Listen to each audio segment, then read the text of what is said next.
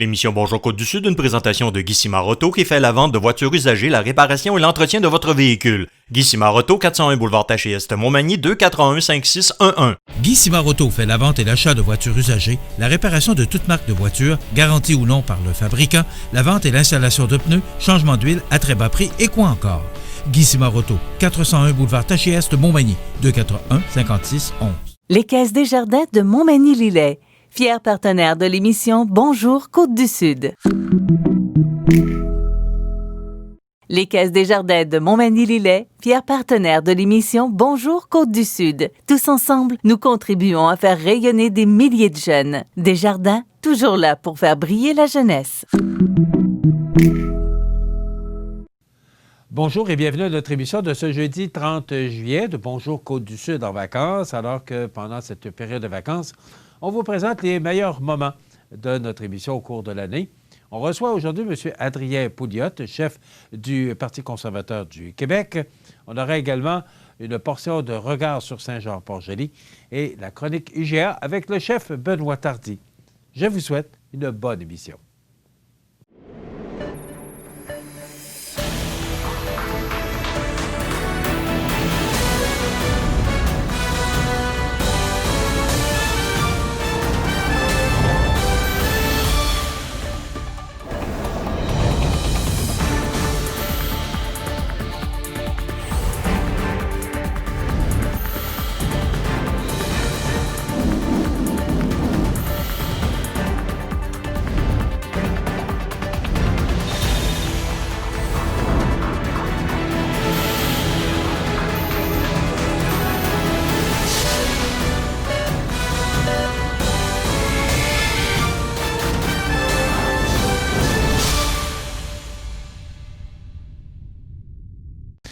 Mon prochain invité, c'est M. Adrien Pouliot, chef du Parti conservateur du Québec. M. Pouliot, bonjour. Bonjour, M. Montmigny. Vous allez bien? Très, très bien, vous? Oui. Alors, pas de virus dans votre entourage? Tout se passe bien? Pas de virus. Chez moi, tranquille, confiné. Alors, je respecte les règles, je me lave les mains. Je fais comme notre bon gouvernement nous dit de faire. Bon, c'est bien. Monsieur Pouliot, d'abord, on vous a reçu il y a quelques années, cela. Vous étiez venu au studio dans une période électorale. Je me souviens pas exactement laquelle. Est-ce que c'était une partielle, je pense, qu'il y avait dans le comté de Lévis, si ma souvenance, parce qu'on s'est rappelé un peu ce souvenir-là. Est-ce que c'est à peu près à ce moment-là? Est-ce que c'était dans la partielle de Lévis, Christian Lévesque? Non, c'est la partielle de Lévis quand François, j'oublie son nom de famille, là, celui qui est président de l'Assemblée nationale. François Paradis? Oui, okay. c'est ça. OK. Je pense que c'est pas mal sûr que c'est ça, oui. OK, ça commence à faire quelques années de ça. Oui. Vous êtes toujours chef du Parti conservateur du Québec. Comment se porte le Parti conservateur du Québec, M. Pouliot? Bien, écoutez, alors, en 2018, c'était notre deuxième élection générale et on est quand même assez satisfait des résultats. On a augmenté le nombre de candidats de presque 50 %. On avait des candidats dans presque toutes les circonscriptions électorales du Québec, une centaine sur 125. Et partout où on était en 2014, on a eu une progression. Donc, malheureusement, on n'a pas encore de députés, mais on a réussi à augmenter notre nombre de votes de façon importante. Puis vous savez, au Québec, tout est subventionné au Québec, incluant les partis politiques. Et le financement des partis politiques au Québec est basé en bonne partie selon le nombre de votes récoltés lors d'une élection générale. Alors, on a réussi à augmenter notre nombre de votes de façon à ce que, au cours du cycle électoral dans lequel on est, on va avoir, avec les dons qu'on reçoit, les contributions, on devrait avoir un budget de entre 800 000 et 1 million de dollars, ce qui nous permet de bâtir un fonds électoral en préparation de la campagne de 2022. Bien, vous savez, les conservateurs, ça gère serré. Alors, ça va très bien. On a des surplus. On fait très attention à nos sous, justement, pour pouvoir avoir un bon budget à mettre en 2022. C'est pas ce qu'on a... On n'a pas de dette. On a des espèces trébuchantes et sonnantes à la banque. C'est pas ce qu'on entend souvent des partis politiques, donc c'est une bonne nouvelle pour vous. Oui, c'est une très... Oui, absolument. M. Pouliot, il y a quelques jours, vous avez mis en doute, parce qu'on va parler naturellement, si vous êtes là, de ce qui se passe actuellement avec la pandémie, vous avez mis en doute les chiffres du docteur Arruda annoncés mercredi en conférence de presse avec le premier ministre Legault concernant les 30 000 à 60 000 décès potentiels au Québec s'il n'y avait pas eu de confinement. Alors qu'en Suède, le pays a plus de 1400 morts et il n'y a pas de confinement. Moi, j'aimerais ça vous entendre là-dessus. Parce que, on dit qu'on aurait pu avoir plus de morts et on est rendu à 1560 quelques. Vous pensez quoi? Moi, j'aimerais ça que vous développiez votre pensée là-dessus. Oui. Bien, merci, M. Montmigny. Vous savez, la pandémie qu'on vit actuellement, il y a énormément de questionnements. Les chiffres changent constamment. On apprend beaucoup de choses. On réalise qu'il y a beaucoup de choses qu'on ne connaît pas sur le virus, sur ses effets. Donc, c'est très difficile de faire une affirmation comme celle du docteur Arruda. D'abord, je vais la mettre en perspective, là. Au Canada, actuellement, il y a à peu près 2000 décès. 2000. Alors que quand le docteur Arruda nous parle d'avoir sauvé 30 000 à 60 000 vies, ça vous donne une idée là, de la grosseur du chiffre du docteur Arruda. Le chiffre du docteur Arruda, c'est un chiffre énorme, là. On parle, disons, en Allemagne, il y a eu 5 000 décès. En France, 20 000 décès. En Italie, 25 000. Aux États-Unis, au grand complet, tous les États, on parle de 50 000 décès. Donc, je pense, je ne mets pas en doute la bonne volonté puis l'honnêteté du bon docteur, mais disons que je suis sceptique un peu au sujet des chiffres. Pourquoi? Eh bien, il y a beaucoup d'analyses, il y a beaucoup d'études qui ont été faites. Le chiffre de 30 000 à 60 000 vient probablement des prévisions initiales de l'Organisation mondiale de la santé. Quand l'Organisation mondiale de la santé a sorti ses premières alertes, puis c'est basé sur les chiffres de la Chine, c'est de là que ça venait, ils ont établi un taux de mortalité d'à peu près 3,4 %. Et la raison pour laquelle le taux était si haut, c'est que il y avait beaucoup de gens qui avaient eu le virus, mais qui étaient asymptomatiques. Donc, ils n'avaient pas de ça paraissait pas, peut-être un petit reniflement, mais c'est tout. T'sais. Donc, il y a beaucoup plus de monde qui ont eu le COVID-19 que ce qu'on pensait. Donc, si tu dis il y a une personne qui est morte sur 10 qui l'ont eu, ça, c'est 10 %. Si tu dis il y a une personne qui est morte sur 100, bien là, c'est 1 %.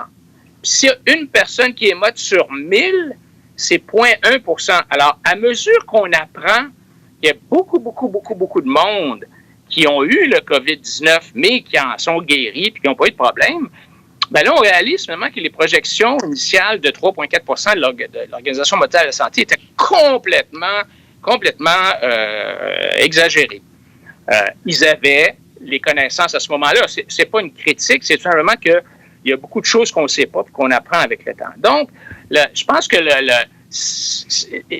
l'autre chose, c'est de dire, si on n'avait rien fait, il y a 60 000 personnes qui sont mortes. Oui, mais il n'y a personne qui s'attend à ce que le gouvernement ne fasse rien. Là, la question, c'est de savoir, est-ce qu'il fallait qu'il y ait un arrêt total de l'économie comme on a connu, ou est-ce que d'autres mesures nous auraient donné à peu près les mêmes résultats? Par exemple. Comme à peu près, quelles sortes de mesures que vous auriez préconisées?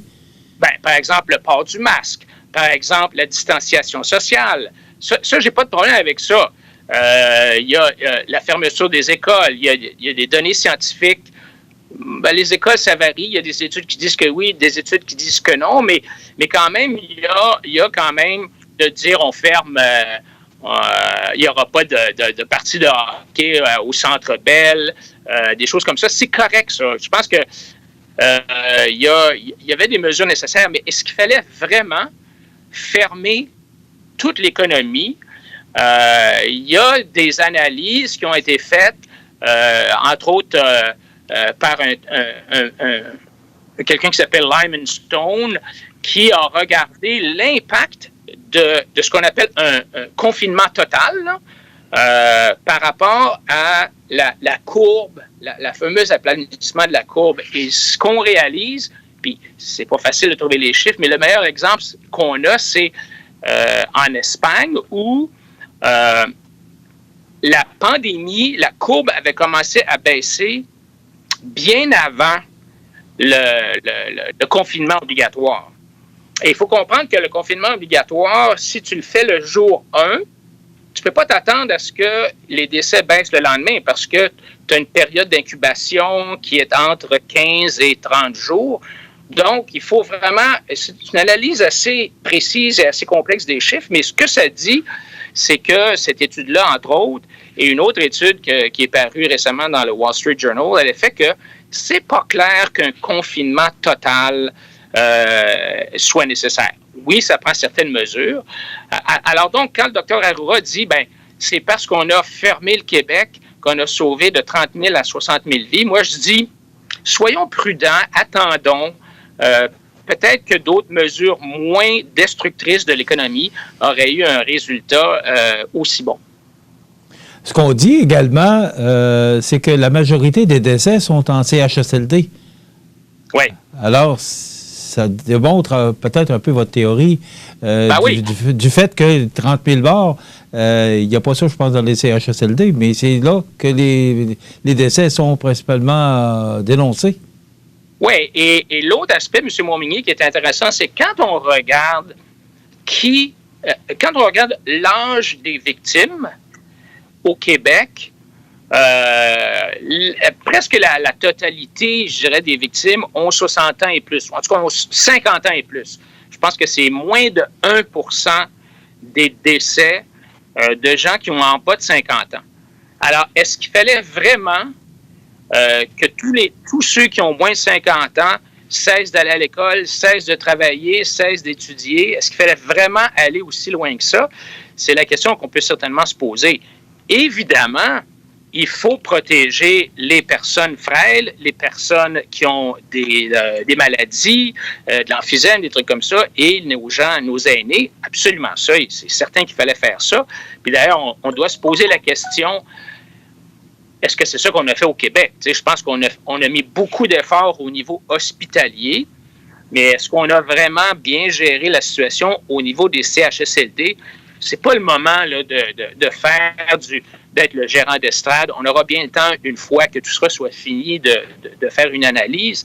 Mais je pense qu'on peut sûrement, à ce point-ci, se poser des questions quant à savoir si est-ce que la priorité n'aurait pas dû être, dès le début, sur les CHSLD, mais laisser quand même rouler l'économie, tout en ayant des mesures, comme je disais, des mesures de distanciation, des masques, éviter les grands rassemblements, des trucs comme ça, là. Est-ce que je comprends, si vous aviez été premier ministre du Québec, vous n'auriez pas fermé les entreprises ni les commerces, mais vous auriez mis ou instauré des consignes de confinement? Je pense qu'on aurait sûrement été moins radical.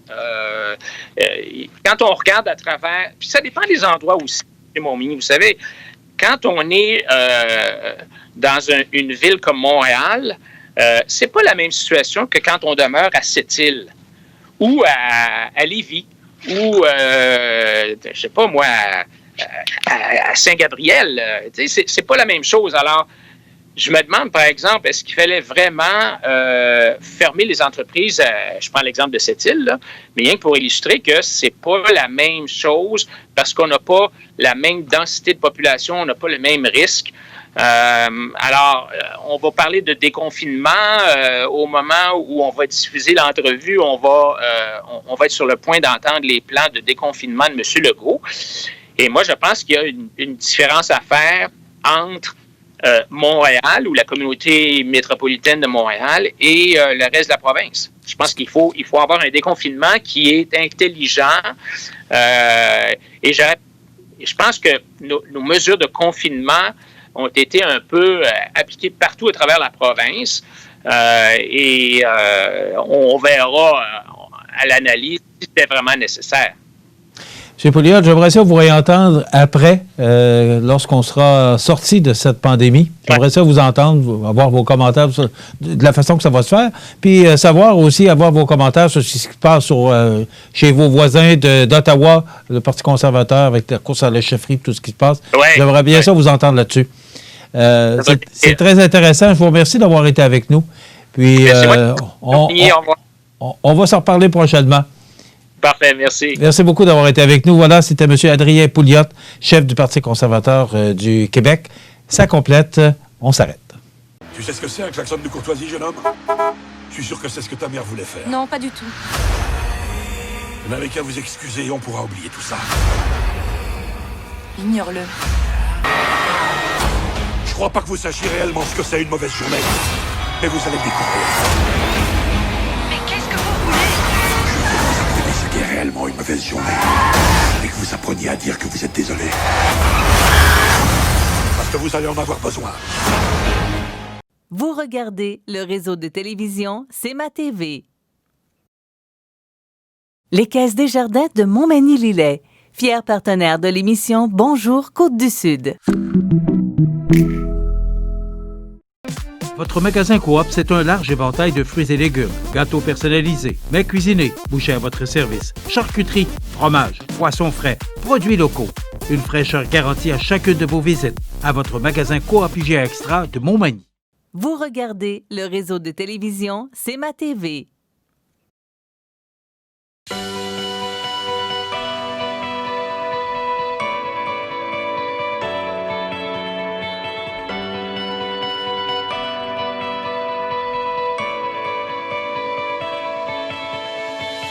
Découvrons ensemble aujourd'hui les plans de futur, les projets du maire Caron et de sa municipalité. Donc, on va voir que Saint-Jean-Port-Joli, c'est un passé, mais c'est aussi un futur extraordinaire.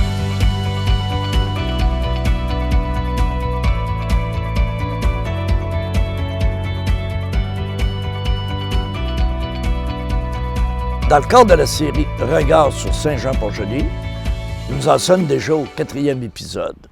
Et le maire Caron nous a trouvé un endroit extraordinaire. À Saint-Jean-Port-Joli, il y a juste de ça des endroits extraordinaires, mais là, hey, dans le parc ici, là, c'est fantastique. J'aimerais, avant qu'on parle de projet, que vous nous parliez de cet endroit extraordinaire-là. Ouais, on est dans le parc des Trois-Bérets, qu'on a abordé lors de la première capsule. Oui. Donc, c'est en l'honneur des Bourgault, des trois frères Bourgault, qui, on le rappelle, là, portaient le fameux béret. Et on est dans un espace qui a été fait en leur honneur. Donc, on a reproduit, c'est une œuvre qui a été reproduite. On a reproduit les chaises et les bancs qui se retrouvaient dans les ateliers. Ah ben oui! Oui, dans les ateliers des Trois-Bérets. Donc, soit la chaise à Médard ou le banc à Médard. Et ça a été coulé dans le bronze, justement, pour perpétuer le mémoire. Comme il était vraiment, là, comme là, la chaise est croche, parce qu'elle était croche. C'est ça, c'est représenté identique ce qu'on a retrouvé au moment où l'œuvre a été faite. Donc, c'est depuis la fondation du Parc des Trois-Bérets que cette œuvre-là existe pour, justement, se rappeler le souvenir des trois frères Bourgault.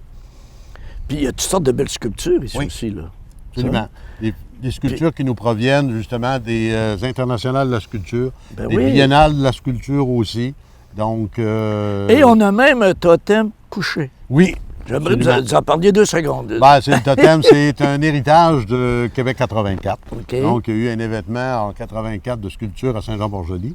Et c'est des artistes autochtones de la Colombie-Britannique qui sont venus justement inviter à produire une œuvre qui a été un totem. Et c'est ce qu'on a là, dans notre parc présentement. Et le totem est couché parce que ça donne vie. Il y a toute une histoire. Il y a toute une histoire. Dans Saint-Jean-Port-Joli, ils vont vous le dire. On va vous la raconter, cette histoire-là. Là, si on est ici, c'est parce qu'on parle de projet, on parle au futur. C'est bien beau les parcs commémoratifs, les ci, les ça, là, mais là, on s'en va au futur. Oui. Et, comme on a mentionné dans la première capsule, comme vous avez dit, on a un passé, on a un présent, on a du futur à tabarnak. Absolument. Donc, j'aimerais vous nous parler des projets. Et on va commencer par le projet de développement domiciliaire. On a justement, pour s'assurer une pérennité de Saint-Jean-Port-Joli, le développement aussi, puis l'offre. On travaille énormément à avoir de nouvelles familles. Donc, pour être capable de les implanter à Saint-Jean-Port-Joli. Ben oui.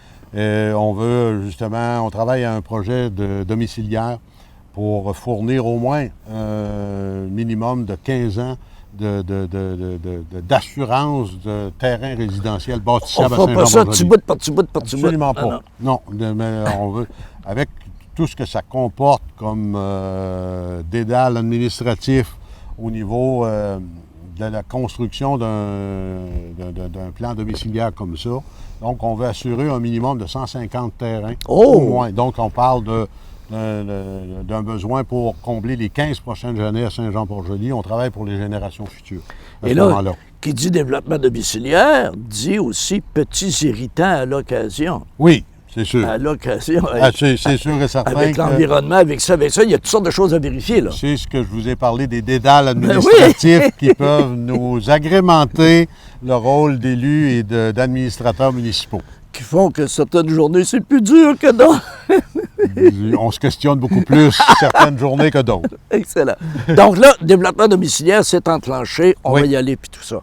Mais il y a d'autres développements aussi. Bien, c'est sûr que quand on parle de développement domiciliaire, on parle de développement industriel, bien, il faut être capable de fournir en eau potable et traiter les eaux usées de tous ces projets-là.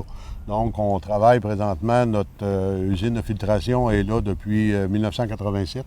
Il y a déjà eu une mise à niveau qui a déjà été faite au niveau de l'usine de filtration. Donc, on veut justement être capable de mieux l'adapter et répondre aux besoins futurs. Donc, il va y avoir une mise aux normes qui va être étudiée dans les prochaines années pour être capable de fournir l'eau potable et justement travailler aussi avec notre site de traitement des eaux usées pour répondre à la demande à ce moment-là. Ça est un projet important de plusieurs millions qui devra être Voilà, parce fait que à si on parle de Saint-Jean-Port-Joli. développement industriel, si on parle de nouveaux terrains, de développement domiciliaire, il faut que ça suive, ça, là, Faut que ces ça suive, infrastructures-là. absolument. Là. Oui, absolument. Parce que tu ne peux pas faire de développement, puis en bon matin, tu te lèves, tu dis, oups, là, on a oublié. Oui, non, on peut c'est pas. des choses qu'il faut se travailler en parallèle pour être capable d'avoir l'assurance lorsqu'on a justement des demandes au niveau des terrains résidentiels, qu'on soit capable de répondre à cette demande-là. Donc ça, développement domiciliaire, développement industriel, l'eau et ainsi de suite. Mais il y a aussi tout le volet loisirs, le volet sport. Il y a encore des choses qui s'en viennent. Saint-Jean-Port-Joli travaille énormément justement à fournir des infrastructures de loisirs. On a parlé aussi de l'amphithéâtre Linette Nord, le centre Rousseau, qui est un OSBL administré par des bénévoles. Tout autour de ce centre Rousseau-là, il y a le parc Robichaud, qui a des infrastructures au tennis, soccer, balle molle, baseball aussi, des terrains, parc de skate qui nous permet justement d'offrir à nos jeunes là, et à nos jeunes familles des terrains qu'ils peuvent justement là, utiliser pour les loisirs. L'an passé, on a mis en place des jeux d'eau dans la maison communautaire Jolie. Pour justement là, agrémenter, puis on a tombé dans la bonne année aussi avec les canicules qu'on a connues. Donc, ça a été très populaire à ce niveau-là. Juste à côté de nos jeux d'eau sur le terrain de la maison communautaire Jolie, on a une patinette qui est administrée par des bénévoles. Ah oui? Donc, c'est une petite patinoire extérieure qui sert l'été, que les gens peuvent jouer au hockey-ball s'ils veulent. Et l'hiver, les bénévoles vont arroser la surface, l'entretenir, la déblayer pour permettre aux jeunes de jouer au hockey, faire du patinage à la Belle Étoile. Donc là, je fais une référence au premier épisode où justement on a parlé de l'importance du bénévolat. Oui. Et là, dans cet épisode-là, 4e, vous en parlerez régulièrement. Donc, c'est pas juste un mot ici, bénévole à Saint-Jean-Port-Joli. Non, mais c'est une un réalité, outil de développement. là. C'est une réalité, c'est un outil de développement. On a parlé de 60 organismes qui bénévoles à Saint-Jean-Port-Joli, puis 60 organismes qui sont actifs. Hein, on parle pour les personnes défavorisées, on parle pour les jeunes, le hockey mineur, le patinage artistique, c'est tous des gens qui tiennent ça à bout de bras de façon bénévole. Donc, c'est des éléments, c'est des outils de développement économique qui sont majeurs à Saint-Jean-Port-Joli. Puis on est ici, là, justement, dans le parc des Bérets, des Trois Bérets, puis tout ça, donc la vigie. Puis je l'ai déjà mentionné, je trouve ça extraordinaire que le Salon du livre de Saint-Jean-Port-Joli, l'automne passé, était ici à la Vigie. Absolument. Juste là, ça y a donné une couleur. Ça y a donné là, une vie extraordinaire parce que ici, c'est les arts, c'est la culture. Déjà, juste là dans le contexte. La culture, là. le tourisme qui est à Saint-Jean-Port-Joli, qui est une industrie majeure aussi, qu'on travaille justement à améliorer. Puis là aussi, il y a des projets. Des projets. On veut justement favoriser tout ce qui est du déplacement piéton à Saint-Jean-Port-Joli. Oh, OK. Donc, on a un cœur du village qui est fantastique. On a un secteur au niveau du quai, le parc des Trois-Bérets qui est juste à côté, le circuit, tout ça, c'est du circuit des Amis du Port-Joli qui a été fait, cédé à la municipalité. Donc, on veut favoriser, amener les gens à stationner leurs véhicules et à venir dans le parc des Trois-Bérets et à utiliser les sentiers ou les rues qui sont circulables à pied à Saint-Jean-Port-Joli pour voyager, aller au cœur dans le stationnement de l'église, aller voir l'église, tout circuler à ce niveau-là. Il va y avoir une nouvelle acquisition pour Saint-Jean-Port-Joli, ce qu'on appelle le Vivoire, qui va être un centre d'art où on va permettre aux visiteurs de voir des artistes en action à ce niveau-là. Donc, un acquis important. Et aussi, on le mentionnait en mangeant tout à l'heure, il y a un projet aussi qui s'en vient qui va devenir prioritaire. La sortie sur la 20 avec tous les nouveaux aménagements, les restaurants qui sont là, tout à coup, là, il y a du trafic, là. Un mandat que s'est donné le nouveau conseil en 2017, c'est d'améliorer la sécurité de ses citoyens et de ses visiteurs. On travaille présentement à un dossier important qui est justement le croisement de la 132 et de la 204 pour les gens qui le connaissent. Pour être capable d'assurer une meilleure sécurité à les gens qui l'utilisent. Donc, on travaille de concert avec le ministère des Transports pour en venir à une conclusion qu'on souhaite pour l'été 2019, avoir des plans et devis qui vont être fermes et ensuite donner des mandats pour l'exécution de ce carrefour-là. Mais on travaille depuis de nombreuses années, talonner, je vous dirais, le ministère des Transports pour améliorer tout ce qui est du secteur, comme vous venez de le mentionner, de la 204, la route de l'Église et la sortie de l'autoroute 20. Voilà. Il y a un important secteur économique à ce niveau-là de services. Depuis septembre, c'est l'ajout du complexe Arnois où on a un McDo, un Subway, un poste d'essence. Et déjà, c'était lourd. C'était déjà lourd. Ça a été mis en place au mois de septembre, les activités ont commencé, donc on n'a pas connu tout ce qui est du les plaisirs secteur, de l'été, les plaisirs de l'été. Et tout l'achalandage touristique. Donc, on appréhende énormément, quand on souhaite que le monde vienne nous voir pareil, là, Saint-Jean, mais on appréhende énormément la saison estivale.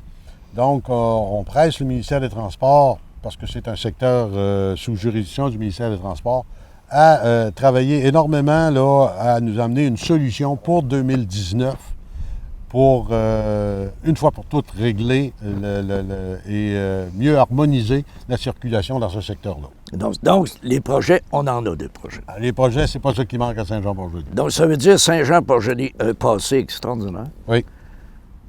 Un présent avec un été qu'on va connaître terrible. Donc, il faut absolument, c'est un must d'être ici à Saint-Jean-Port-Joli. Puis ce qui est le fun aussi, vous travaillez et vous vous arrangez pour que le futur soit plaisant aussi. Absolument. Parce qu'il y a un historique, là. Saint-Jean-Port-Joli, c'est le fun, il faut que ça demeure le fun. Il faut que ça demeure le fun, il faut que les gens aiment vivre à Saint-Jean-Port-Joli, puis que ça se répète, puis que ça se dise ailleurs aussi que c'est bon vivre à Saint-Jean-Port-Joli. Et c'est bon d'y découvrir, c'est bon d'y déguster. Tout ici est extraordinaire. Monsieur le maire, je vous remercie. Ben, ça m'a fait plaisir. Et un beau futur. Merci beaucoup. Merci. Je suis content de vous rencontrer, M. Stéphane. Et moi aussi. Et moi aussi. Directeur général. Oui, monsieur. Bon, parce que moi, ça m'intriguait. Tu sais, on a parlé avec M. le maire, on a parlé avec des gens, avec des loisirs, des gens de toutes sortes le tourisme, les amis de Port-Joli, puis tout ça. Mais si c'est plaisant de vivre à Saint-Jean-Port-Joli, et si on veut que ça demeure plaisant, ça prend une direction, ça prend une organisation. Et là, j'ai dit, crème, il faut absolument que je parle avec le directeur général. J'aimerais que tu nous expliques comment ça fonctionne, tout ça, puis il faut que ça soit huilé, puis il faut que ça vire comme il faut. Sans ça, M. le maire, il ne sera pas content, parce qu'il a dit qu'à Saint-Jean-Port-Joli, ça va toujours être plaisant d'y vivre. Et je pense que M. le maire avait raison, et de un. Puis si on ajoute à ça que les citoyens ne seraient pas contents, on n'a pas la situation idéale. Non! Il y a un secret, je crois, là-dedans, moi, c'est qu'il y a des services ou des départements municipaux qui se doivent de bien faire le travail. Et la clé, elle est là. Donc, au-delà d'avoir les départements, il faut avoir les gens de qualité qui sont à chaque poste puis qui s'assurent que ce que le conseil municipal veut se fasse. Et c'est un peu mon mandat aussi à la fin. Qu'on le fasse en équipe. Voilà le mot-clé. Et non pas en silo, là. Voilà le mot-clé. Alors que je parle du département du service de l'urbanisme, que ce soit la taxation, la comptabilité, les loisirs, la vie communautaire, en voulez-vous, là, il y en a plusieurs. Là. Les travaux publics, l'embellissement, tout ça, à la fin, il faut que ce soit un travail coordonné, en équipe, mais qui va également dans le sens de ce que le conseil veut pour le futur. Oui, parce qu'il ne faut pas que tout à coup, M. le maire arrive, il fait un bilan de l'année, puis il y a 50 qui n'a pas été fait, là, ça irait mal en ketchup. Là. C'est sûr que ça... Oui, on aurait des discussions. On aurait une nouvelle, une nouvelle direction.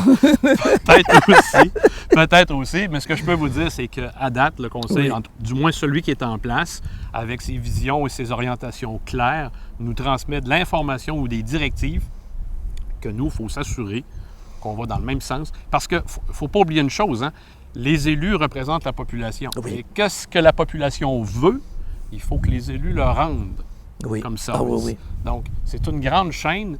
Et oui, c'est bien huilé, mais c'est tellement dynamique ici qu'on part, je crois, gagnant. On a déjà la moitié du chemin de fait. Puis moi, je suis en train de découvrir aussi, pour passer une journée ici avec vous autres, on voit des choses, et il y a une belle complicité. Il n'y a pas juste là, les gens s'entendent, il y a une complicité, puis il y a du plaisir. Tu sais? Mais ça a l'air simple, puis on garde ça simple, puis on garde ça le fun.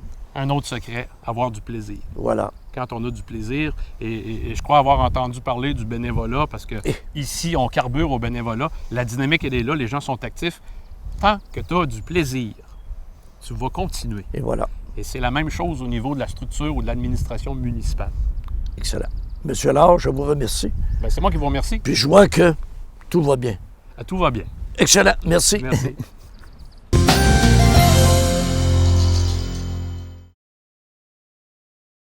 Donc, c'était le dernier épisode de Saint-Jean-Port-Joli.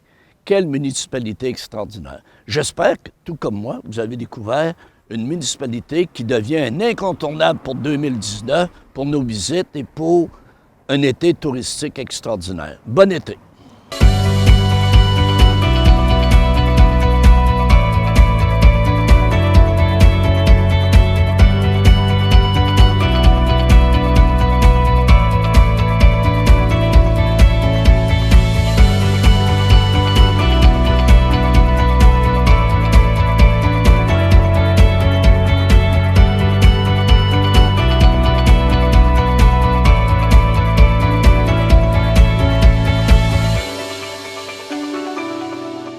Impression Rive-Sud innove avec la réalité virtuelle. C'est avec cette nouvelle technologie qu'Impression Rive-Sud a réaménagé ses postes de travail et sa production. Innover et performer pour mieux répondre aux besoins de sa clientèle, Impression Rive-Sud, leur expertise, un atout majeur pour les entreprises de la région.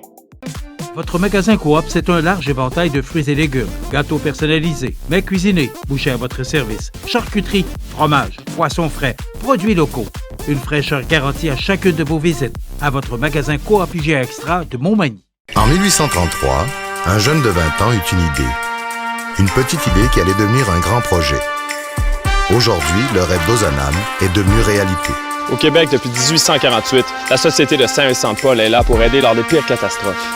Et c'est au quotidien qu'elle fait toute la différence, en donnant nourriture, meubles et vêtements à ceux qui en ont vraiment besoin. Depuis 165 ans.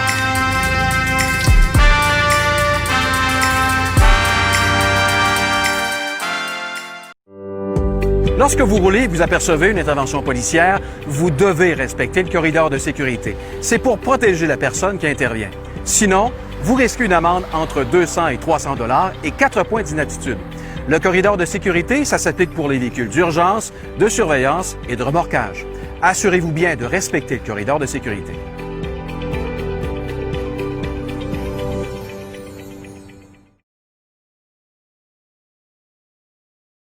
Vous regardez le réseau de télévision C'est ma TV.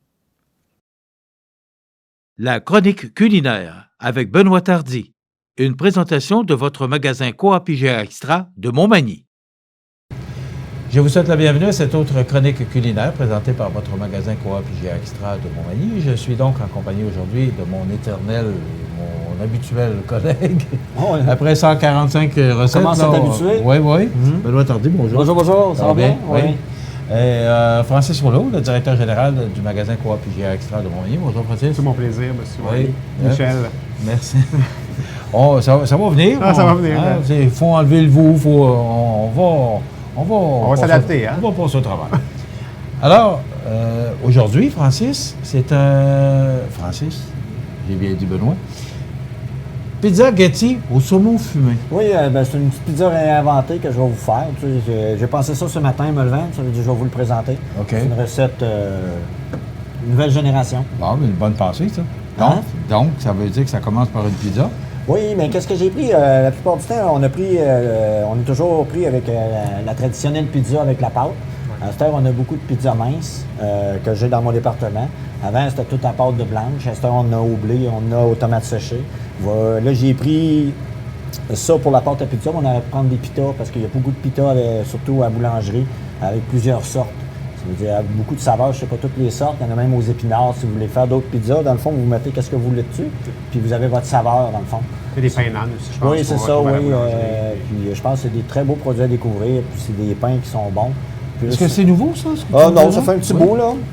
Mais j'ai pensé ça, comme je vous ai dit ce matin. OK. Est-ce que tu rêves la nuit aux recettes que tu non, là, j'ai rêvé à ce matin. Il rêvait de faire des chroniques, alors c'est pour ça que... Comme je vous ai dit, qu'est-ce qui est le fun avec celle-là, c'est parce que vous pouvez en faire pour des entrées, vous pouvez la couper en 4.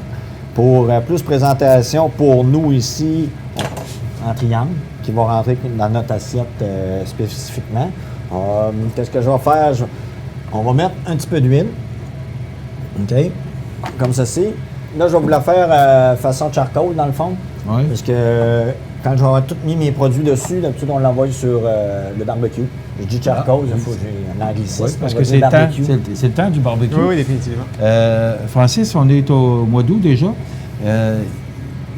Des choses qui s'en viennent, des nouveautés? Bien, en fait, on est en train de travailler en collaboration avec le Festival de Loi-Blanche présentement. Oui. Donc, on va être un des commanditaires majoritaires pour le festival. Là aussi? Du 10, là aussi, effectivement, du 10 au 14. Parce que IGA s'implique beaucoup dans la région. Dans la majorité des organisations, en fait, on essaie de s'impliquer du mieux qu'on peut, puis d'offrir le mieux de ce qu'on peut donner, en fait, non pas juste pour la visibilité, mais pour redonner à la population, redonner à nos membres et aux familles, en fait. Donc, le Festival de Loi-Blanche va être du 10 au 14 d'octobre, lors du week-end de l'Action de grâce. Ouais. IGA va être sur place à ce moment-là pour offrir possiblement le dîner du samedi, dîner pour les enfants. Ça va être 100% commandité par IGA. Des nouvelles idées qu'il va y avoir pour le menu et aussi la présentation probablement d'une mascotte, là, IGA, qui va être sur place à ce moment-là. Il y avait, vous vouliez parler également d'un concours là, que vous faites avec le journal Loi-Blanche? Oui, effectivement. En fait, à chaque semaine, vous allez voir dans Loi-Blanche soit des concours ou des promotions à l'interne. Il s'agit juste de consulter Loi-Blanche une fois par semaine. Et à compter du 10 août, en association avec l'entreprise AXA, ici de Montmagny, AXA Meubles, effectivement, on a actuellement un concours d'un poêle et d'un réfrigérateur qui va être en stainless, qui va être tiré le 5 septembre. Donc, c'est un concours qui se base sur pratiquement 4 semaines, tout simplement. Les détails sur le concours sont à venir, mais soyez attentifs et on va donner tous les renseignements nécessaires. Vous n'avez qu'à aller voir le journal Loi-Blanche et vous allez voir les comptes sur le concours pour participer. Naturellement, c'est rattaché avec les gens qui viennent magasiner ici. Définitivement. Il faut comprendre que c'est normal, on fait une promotion parce qu'on veut vous voir plus souvent. Exactement. Hein? Et on peut vous voir aussi souvent qu'une fois par jour si vous désirez. Des petites commandes, comme on peut faire une grosse commande aussi, puis en mettre plus dans son panier, là, sans souci. On peut avoir les détails sur la page Facebook du magasin? Aussi, à chaque semaine, en fait, vous allez avoir des détails sur tous les concours qu'on fait en magasin, les nouveaux produits qu'on installe dans le magasin. Si toutefois vous avez des commentaires personnels à envoyer, c'est moi personnellement qui les reçois aussi. Donc, je m'assure de répondre à l'intérieur de 24 heures tous les commentaires, qu'ils soient positifs ou négatifs. En fait, moi, je les vois plus comme des commentaires qui sont constructifs. Ouais. Ceci dit, soyez sans gêne de liker la page Facebook et puis d'inscrire vos commentaires. Et je vous dis qu'il le fait. Ah oui? Je ne sais pas comment il trouve le temps pour faire tout ce qu'il y a à faire, mais... Mais moi, je rêve pas à des recettes la nuit, je rêve à IGA. Je rêve à Coop. Mais pas aux chroniques. Ça, c'est Benoît. Donc, c'est ça. Chacun notre domaine, on dirait. Donc, tu t'es levé un matin oui. de nous faire... J'ai pensé, mais des fois, on réfléchit, puis des fois, je suis comme ça, je suis spontané, on fait à manger, puis comme du monde, des fois, ils ne savent pas quoi faire avec dans leur garde-manger, mais il y a tellement de possibilités à faire, parce que la plupart du monde, sur une épicerie de 100 ils jettent au moins quasiment la demi. Beaucoup de choses qui est jetées à l'épicerie, puis je trouve ça dommage, mais à force d'avoir des petites chroniques comme je vous montre, je pense que ça vous donne des petites idées. Puis ça vous ferait sauver un peu d'argent aussi. Oui, puis récupérer un peu des aliments. Que j'ai pris un petit peu de paprika fumé. On va faire comme ça. Donc, je vous rappelle, c'est une pizza Getty au saumon fumé.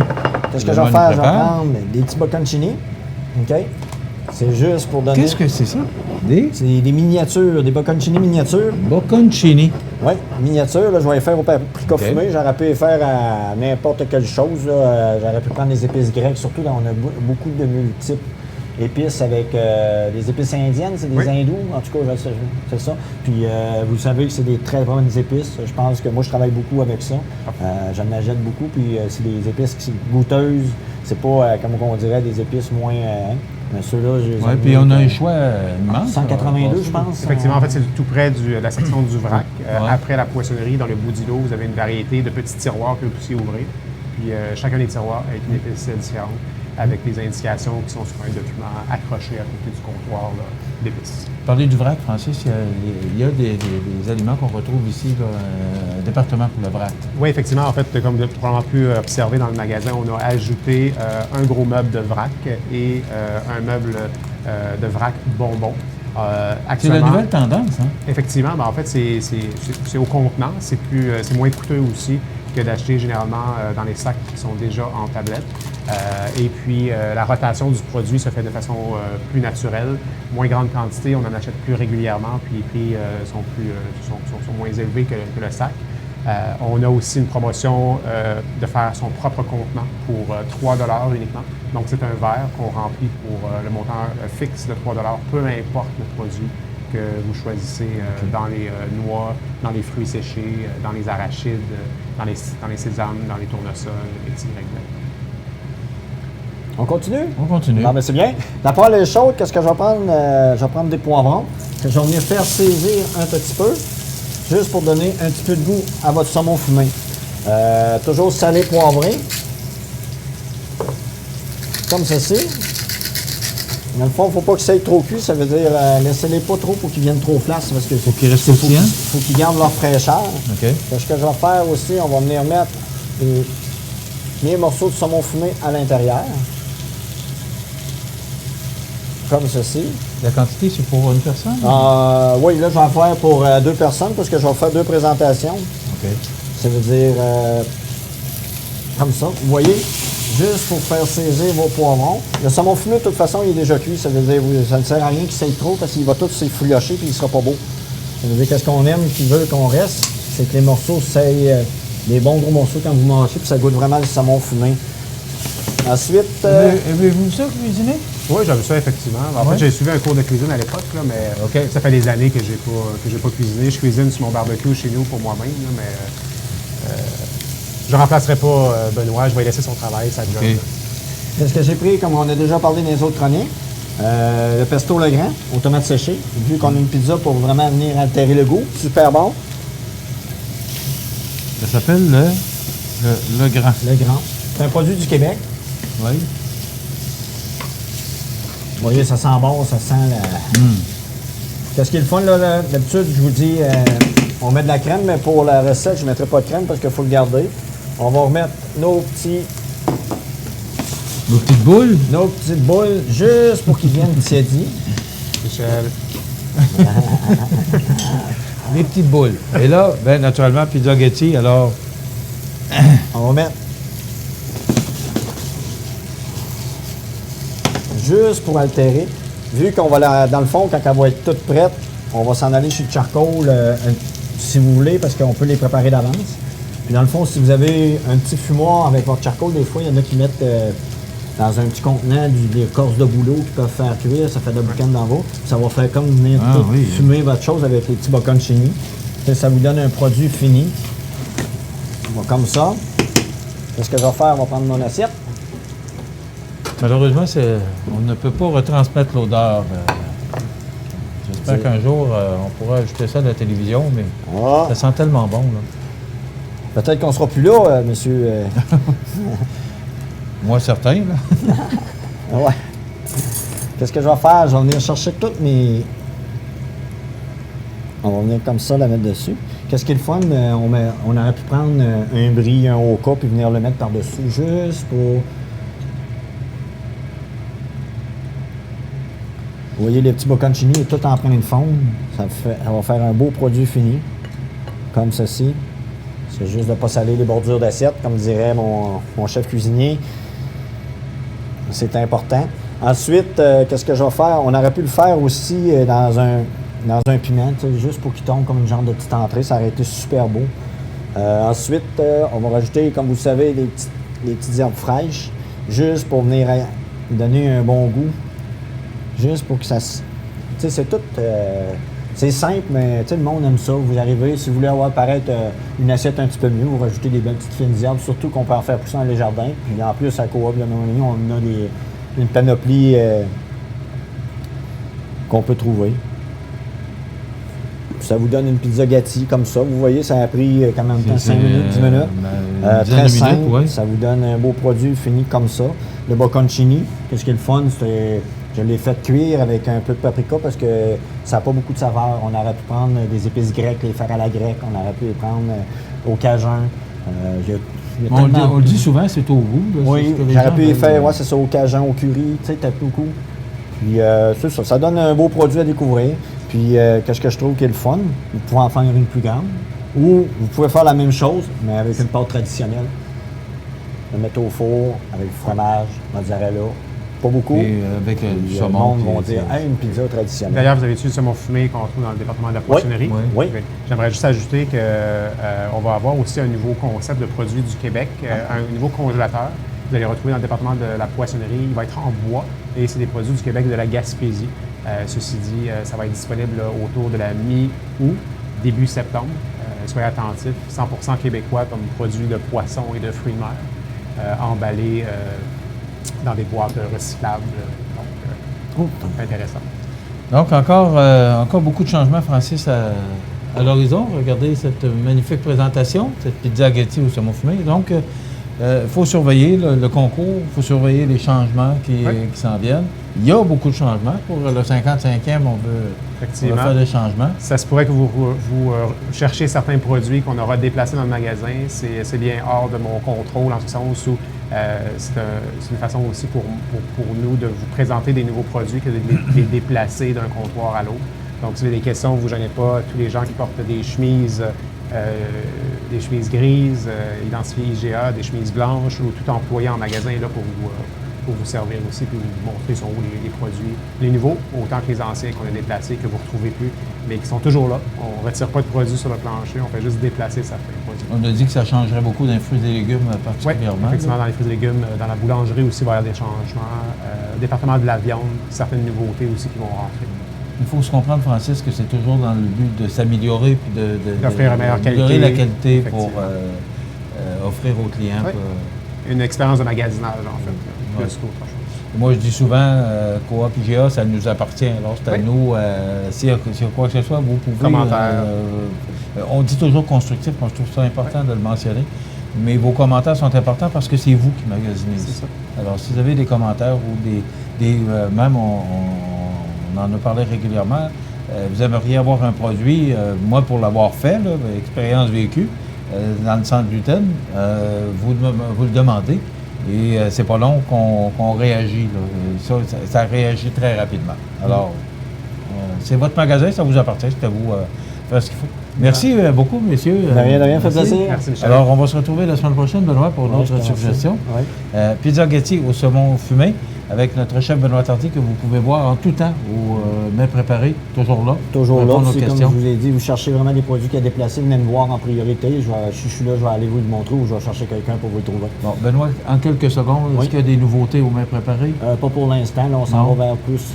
on travaille plus pour le mois de septembre. Ouais, c'est ça, on s'en revient tranquillement. Là. Merci, Benoît. C'est bien. Merci, Francis. Très gentil, Michel. Voilà, ça complète notre chronique pour aujourd'hui. Je vous invite à être des nôtres la semaine prochaine pour une autre proposition de notre chef Benoît.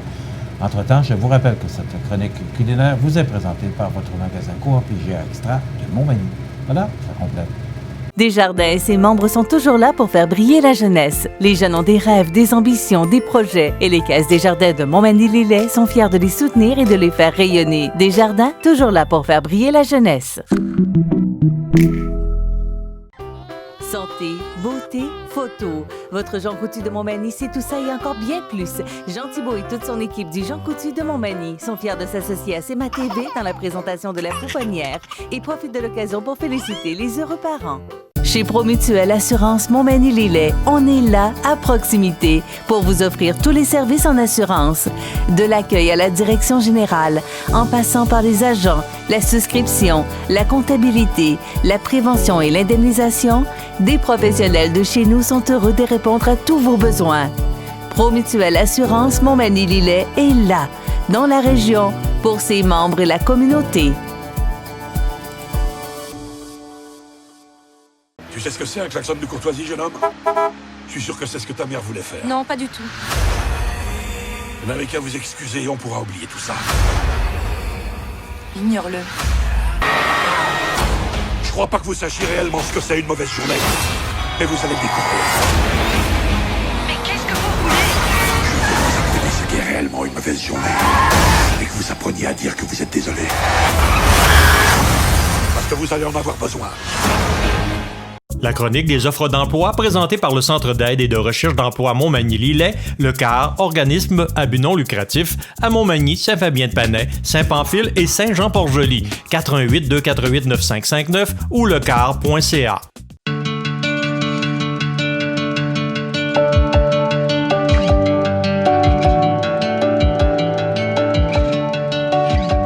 Alors, c'est le temps de vous présenter notre chronique des offres d'emploi, chronique présentée par le Centre d'aide de recherche d'emploi Montmagny-Lillet, qui se spécialise dans la recherche d'emploi, l'orientation professionnelle, le coaching de carrière et du service de placement.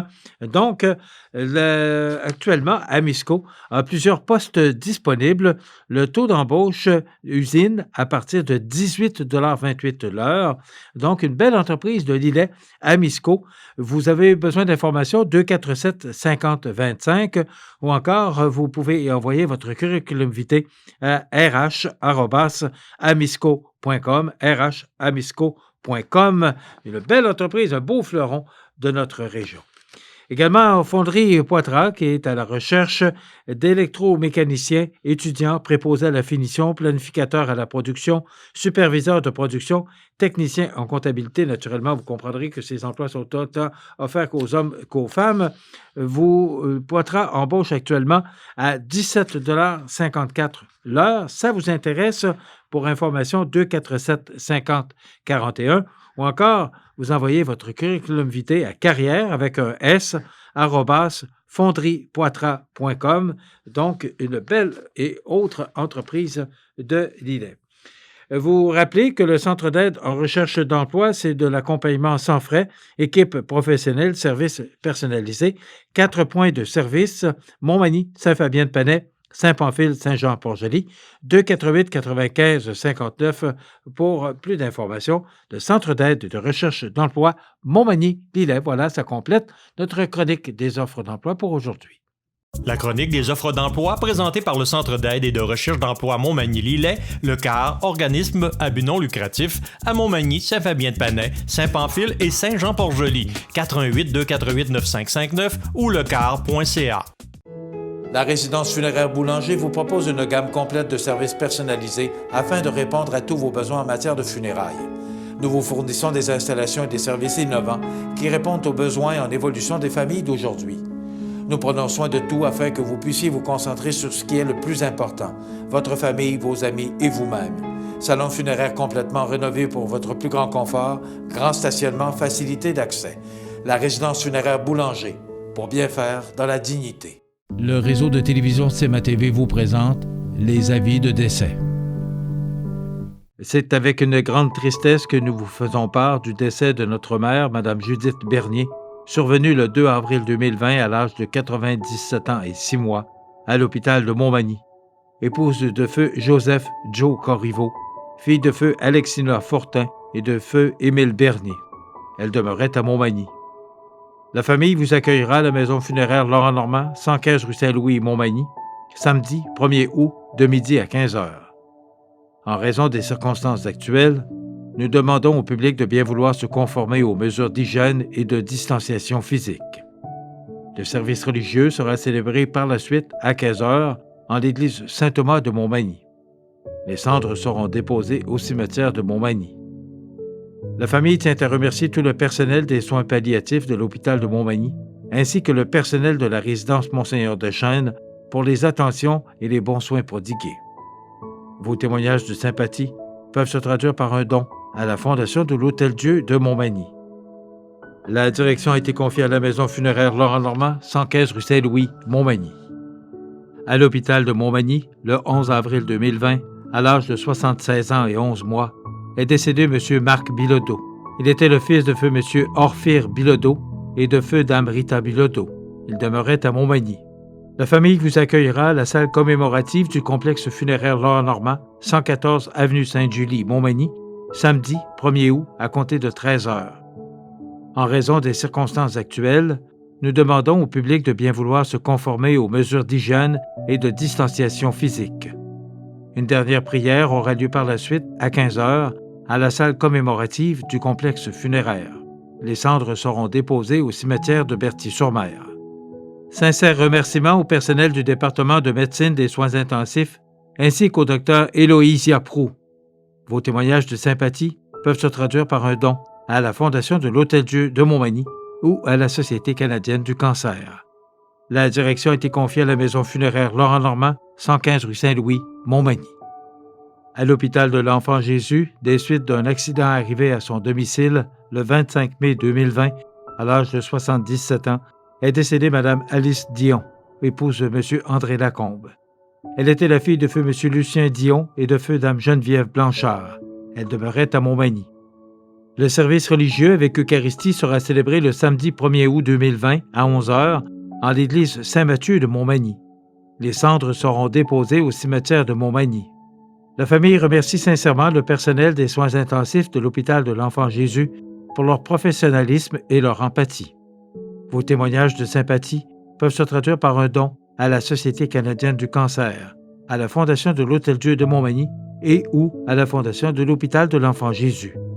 La direction a été confiée à la maison funéraire Laurent Normand, 115 rue Saint-Louis, Montmagny.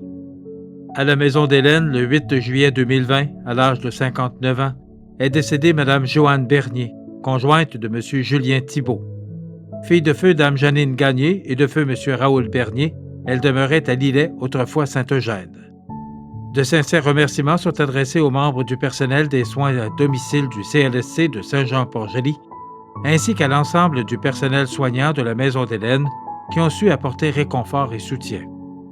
Vos témoignages de sympathie peuvent se traduire par un don à la Maison d'Hélène. Des formulaires seront disponibles au salon. Étant donné les circonstances actuelles reliées à la pandémie, vous pourrez venir saluer les membres de la famille tout en respectant les mesures d'hygiène et de distanciation physique.